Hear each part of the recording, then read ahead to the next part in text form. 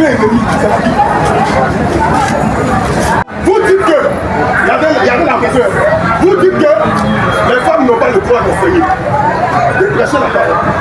Mais pourtant, on voit des femmes qui prêchent, qui guérissent les malades. Et puis les gens sont touchés. Et oui, effectivement, on le voit. Et puis le Seigneur a dit aux hommes de ne pas aller avec les hommes.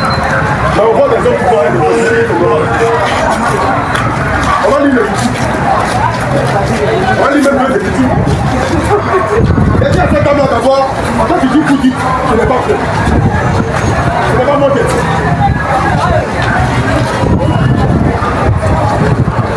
Aujourd'hui, ce qui est dangereux, c'est la désobéissance des hommes.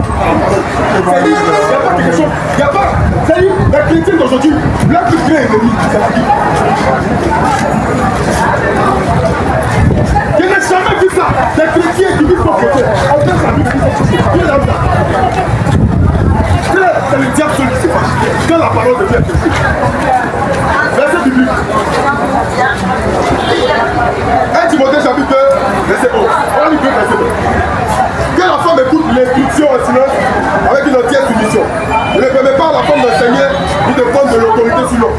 Mais elle doit demeurer dans le silence car Adam a été formé le premier et Ève aussi. Et ce n'est pas Adam qui a été séduit, mais c'est la femme qui séduit, qui est rendue coupable de transgression. Donc, il est en train d'expliquer le pourquoi la femme doit pas enseigner. Parce que la première fois qu'elle a essayé d'enseigner, l'instruit le serpent, elle s'est trompée 3 fois dans le même verset. Dans le seul verset là, elle s'est trompée 3 fois. Donc à cause de cette erreur, parce qu'avant la chute, l'homme et la femme étaient égaux. Oui, avant la chute. Mais lorsque la chute est intervenue, en Genèse chapitre 3, à partir du verset 17, le Seigneur maintenant dit que à la femme, j'augmenterai la souffrance de tes grossesses. Et tes désirs se porteront vers ton mari et il dominera sur toi. C'est à partir de la chute que le Seigneur maintenant a positionné l'homme comme chef de la femme. Sinon avant la chute, les deux étaient égaux. C'est à partir de la chute que la femme domine. C'est pourquoi Paul explique ce verset. Maintenant, il y a des gens qui disent non, Paul était misogyne, il ne faut plus lire. Parce que Paul est celui qui a écrit le plus beaucoup de livres de la Bible. Il ne faut plus lire. On y va. 1 Pierre chapitre 3, à partir du verset 1. La Bible dit ceci. Femme, soyez soumises, soyez de même soumises à vos maris, afin que si quelques-uns n'obéissent pas à la parole, ils soient gagnés sans parole par la conduite de leur femme. Mais moi je me demande, comment une femme qui peut prêcher l'évangile ne peut pas prêcher à son propre mari qui n'est pas croyant, et puis elle va le gagner par sa conduite. Voilà. Si quelques-uns n'obéissent pas à la parole, ils soient gagnés sans parole.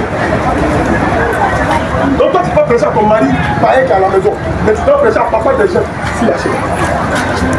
1 Corinthiens 14. Vous voyez, ce qui est intéressant, comme je le dis, c'est que